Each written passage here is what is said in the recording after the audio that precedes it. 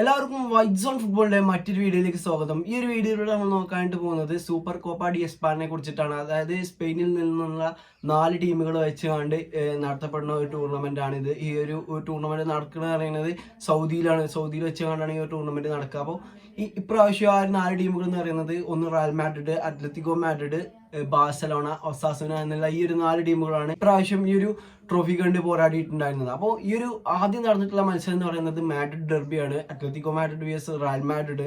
അപ്പോൾ നമുക്ക് ആ ഒരു മത്സരത്തെ കുറിച്ചിട്ട് പറഞ്ഞു തുടങ്ങാം. ഈ ഒരു മത്സരത്തെ കുറിച്ച് പറയുകയാണെന്നുണ്ടെങ്കിൽ ഈ ഒരു സീസണിൽ നമ്മൾ കണ്ടതിൽ വെച്ച് ഏറ്റവും മികച്ചൊരു മത്സരമാണെന്നാണ് എനിക്ക് തോന്നുന്നത്. ഈ ഒരു സീസണിൽ ഇതുവരെ നടന്നതിൽ വെച്ച് വൺ ഓഫ് ദ ബെസ്റ്റ് മത്സരമാണ് കഴിഞ്ഞ ദിവസം നടന്നിട്ടുണ്ടായിരുന്ന മാഡ്രിഡ് ഡെർബി.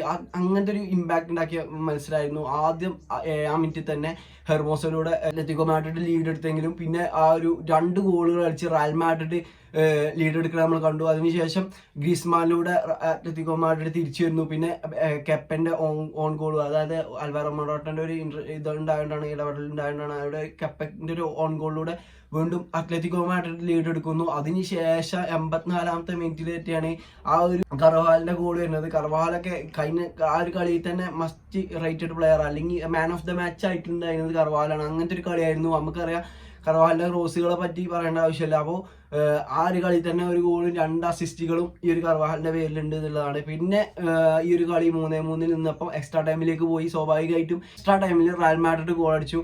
എക്സ്ട്രാ ടൈമിന്റെ സെക്കൻഡ് ഹാഫിലാണ് ആ ഒരു 2 ഗോളും പിറന്നിട്ടുണ്ടായിരുന്നത്. അപ്പോൾ ഈ ഒരു ഗോൾ അടിച്ചിട്ടുണ്ടായിരുന്നത്, ഫസ്റ്റ് ഗോൾ അടിച്ചിട്ടുണ്ടായിരുന്നത് ഓസേലുവിന്റെ ഒരു ഇതായിരുന്നു. പക്ഷെ അത് സാവിച്ചിന്റെ ദേഹത്ത് തട്ടിയാണ്ടാണ് പോസ്റ്റിലേക്ക് കയറി. അതുകൊണ്ട് തന്നെ സാവിച്ചിന്റെ ഓൺ ഗോൾ ആയിക്കൊണ്ടാണ് കണക്കാക്കിയിട്ടുണ്ടായിരുന്നത്.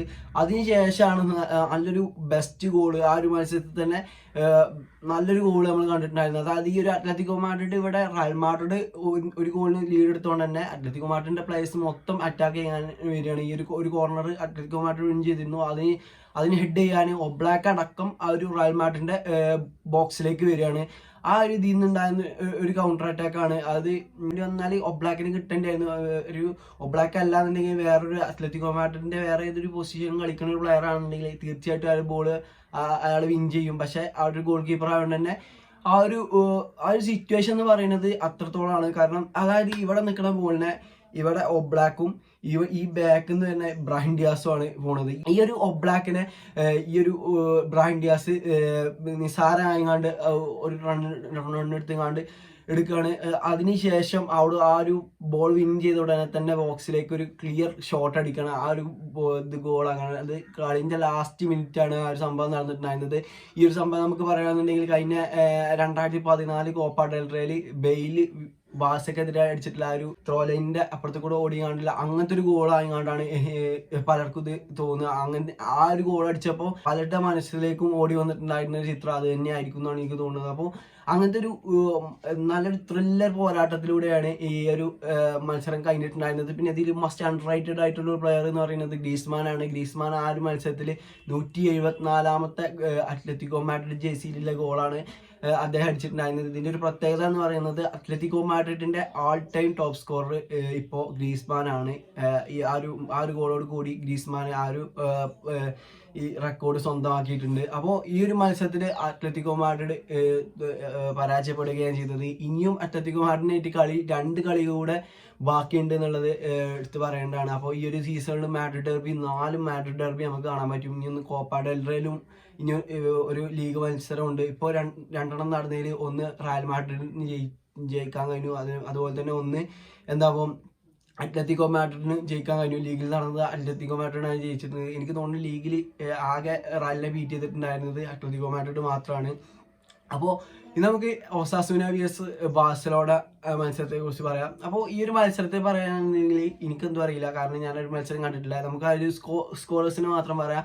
ഈ ഒരു മത്സരത്തിന്റെ 2 ഗോളുകളും സെക്കൻഡ് ഹാഫിലാണ് വന്നിട്ടുണ്ടായിരുന്നത്. ലെവൻഡോസ്കി അതുപോലെ തന്നെ ജാമിയൻ യമൽ അറിയണ ആ ഒരു യങ്സ്റ്ററാണ് ഈ ഒരു ബാഴ്സയ്ക്ക് വേണ്ടി ലീഡ് ചെയ്തിട്ടുണ്ടായിരുന്നത്. അപ്പോൾ ഈ ബാഴ്സ അങ്ങനെ ഒസാസുനെ ബീറ്റ് ചെയ്ത് കണ്ട് ആ ഒരു സൂപ്പർ കോപ്പ ഡി എസ്പാന്റെ ഫൈനലിലേക്ക് പ്രവേശിക്കുകയാണ്. അപ്പോൾ ഇനി കഴിഞ്ഞ കൊല്ലം ഈ ഒരു ടൈമിൽ തന്നെ ജനുവരി തന്നെയായിരുന്നു ഈ സൂപ്പർ കോപ്പ ഡി എസ്പാന നടന്നിട്ടുണ്ടായിരുന്നത്. ആ ഒരു വർഷത്തെ ചാമ്പ്യന്മാർ എന്ന് പറയുന്നത് ഇതുപോലെ തന്നെ ബാഴ്സലോണയാണ്. എനിക്ക് തോന്നുന്നു കഴിഞ്ഞ കൊല്ലം അത്ലറ്റിക്കോ മാഡ്രിഡ് വിഎസ് ബാഴ്സലോണ ആയിരുന്നു സെമി ഫൈനൽ കളിച്ചിട്ടുണ്ടായിരുന്നത്. അതിനുശേഷം റയൽ വിഎസ് ഈ ഒരു എൽ ക്ലാസിക്കോഞ്ഞായിരുന്നു ഒരു ഫൈനൽ എന്ന് പറയുന്നത്. അതിൽ 3-3 ഡ്രോ ഒക്കെ എടുത്തുകൊണ്ട് അങ്ങനെ ആ ഒരു മത്സരത്തെക്കുറിച്ച് കൃത്യമായിട്ട് ഓർമ്മയില്ല. പക്ഷേ സൂപ്പർ കോപ്പ ഡി എസ്പാന ആ ഒരു സീസണ് ബാഴ്സലോണയായിരുന്നു വിൻ ചെയ്തിട്ടുണ്ടായിരുന്നത്. അപ്പോൾ ആ ഒരു സിറ്റുവേഷൻ അല്ല ഇപ്പോൾ ബാഴ്സക്കുള്ളത്. ബാഴ്സന്റെ ഫോം പറഞ്ഞാൽ മങ്ങി നിൽക്കുകയാണ്. പക്ഷേ എന്താവുന്നൊക്കെ നമുക്ക് കണ്ടറിയാം. കഴിഞ്ഞ സീസണിൽ ആ ഒരു ടൈമിൽ തന്നെയാണ് ബാഴ്സ ആ ഒരു ഫോമിലേക്ക് ഇങ്ങനെ മടങ്ങി വന്നിട്ടുണ്ടായിരുന്നത്. അതുപോലെ ആ ടൈം വരെ റയൽ മാഡ്രിഡ് ആയിരുന്നു ഈ ഒരു ലീഗ് ടേബിളിലടക്കം ഒന്നാമതായി നിന്നിട്ടുണ്ടായിരുന്നത്. അപ്പോൾ നമുക്ക് എന്തായാലും കണ്ടറിയാം ഷാവിയുടെ ബാഴ്സലോണ തിരിച്ചു വരുമോ, ഈ ഒരു കപ്പ് ബാഴ്സക്ക് അടിക്കാൻ കഴിയും, അതോ റയൽ മാഡ്രിഡിന് ഈ ഒരു കപ്പ് നേടാൻ കഴിയും എന്നുള്ളത് കണ്ടറിയാം. അപ്പം എല്ലാവർക്കും ഈ ഒരു വീഡിയോ ഇഷ്ടപ്പെട്ടെന്ന് വിചാരിക്കുന്നു. ഈ ഒരു വീഡിയോ ഇഷ്ടപ്പെടുകയാണെന്നുണ്ടെങ്കിൽ തീർച്ചയായിട്ടും കൂടെ നിൽക്കുക. ഓക്കെ.